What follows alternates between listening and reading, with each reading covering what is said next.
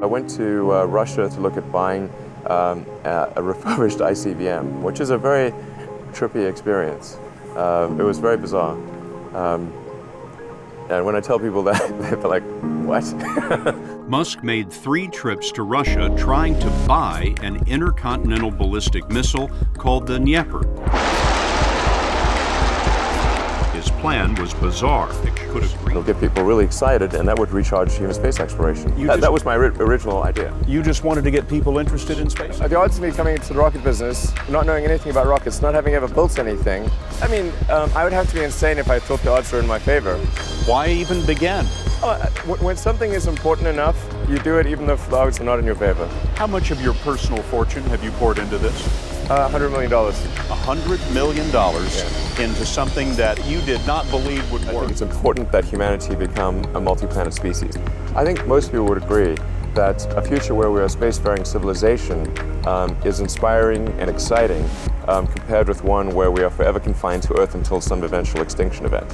You know, that's really why I started SpaceX. So what that means is raw metal comes in, and then we build the engines, the airframe, the electronics, and we integrate all of that together, and that's all done more or less under one roof. Metal comes in one end of this factory, spaceships come out the other. Yes. How did you get the expertise to be the chief technology officer of a rocket ship company?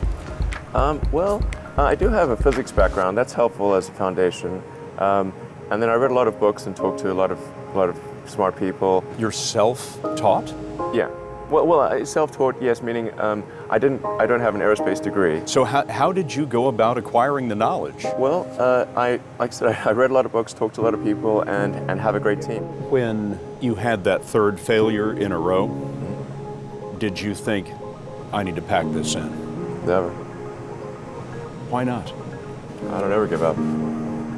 I mean, I'd have to be dead or completely incapacitated. If that 4th launch hadn't worked, that would have been it. We would have not had the resources to mount a 5th. You couldn't have gone out at that point?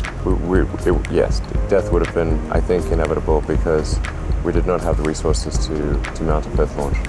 This is a tricky business. Tricky. Yeah, I wish it wasn't so hard.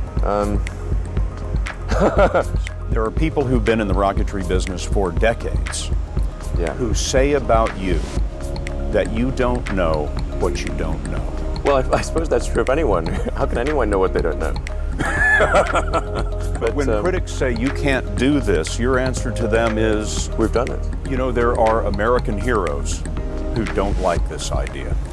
Neil Armstrong, Gene Cernan have both testified against commercial spaceflight in the way that you're developing it, and I wonder what you think of that. I was very sad to see that, because those guys are,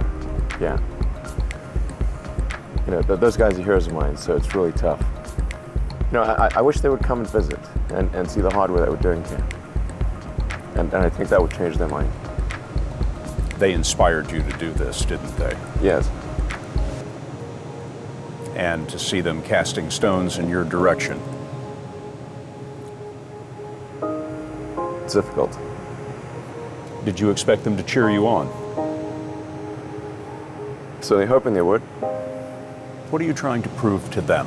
What I'm trying to do is to make a significant difference in spaceflight and help make spaceflight accessible to almost anyone. And I would hope for as much support in that direction as we can receive. The guy that most people would bet on. Who wins? It's like a little kid fighting a bunch of sumo wrestlers. It's usually the sumo wrestlers win. We're a little scrappy company. Every now and again, a little scrappy company wins. And I think this will be one of those times.